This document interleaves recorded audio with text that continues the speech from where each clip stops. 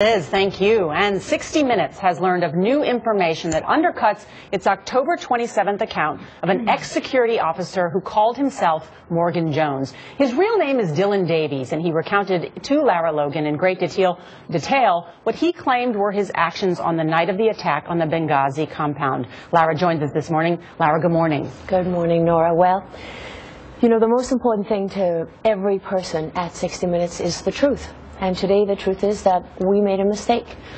And that's very disappointing for any journalist. It's very disappointing for me.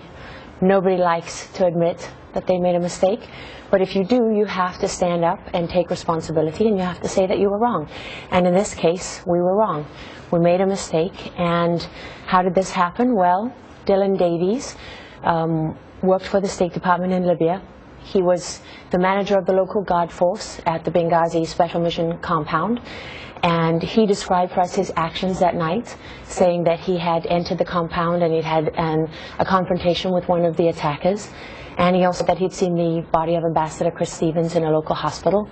And after our report aired, questions were raised about whether his account was real after an incident report surfaced that told a different story about what he'd done that night.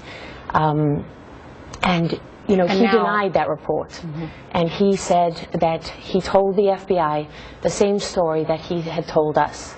But what we now know is that he told the FBI a different story to what he told us. And, you know, that was the moment for us when we realized that we no longer had confidence in our source and that we were wrong to put him on air. And we apologize to our viewers. Why were you convinced that Dylan Davies was a credible source, that the account that he provided was accurate? How did you vet him?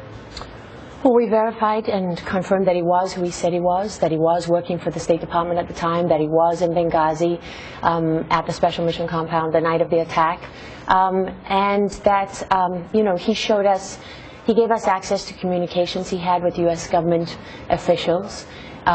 We used U.S. government reports and congressional testimony to verify many of the details of his story, and everything checked out.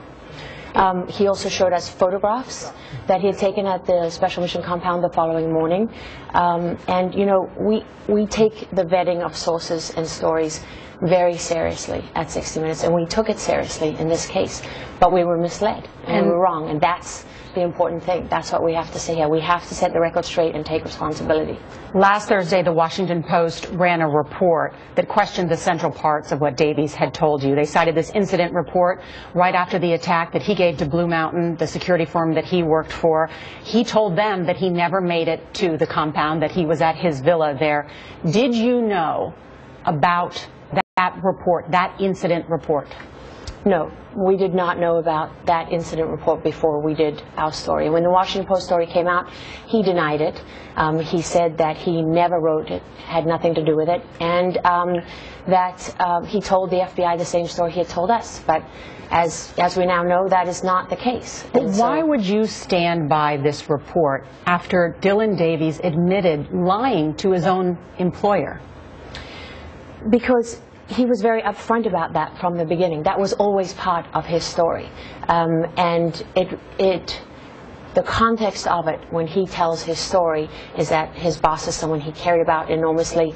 He cared about his American counterparts in the mission that night, and when his boss told him not to go, he couldn't stay back. So, you know, that was always part of the record for us, and that part didn't come as any surprise. 60's already acknowledged it was a mistake not to disclose that the book was being published by Simon & Schuster, which is a CBS company.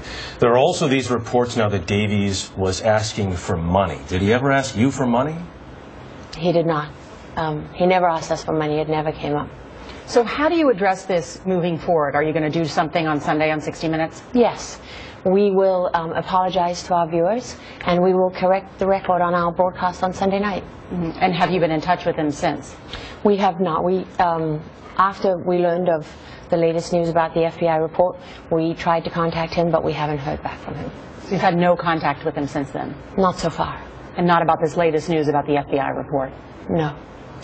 Lara Logan, thank you very much. Thank you. Thank you. Now, a big change at grocery stores and restaurants. The FDA plans to ban trans fats from the food industry. The artery clog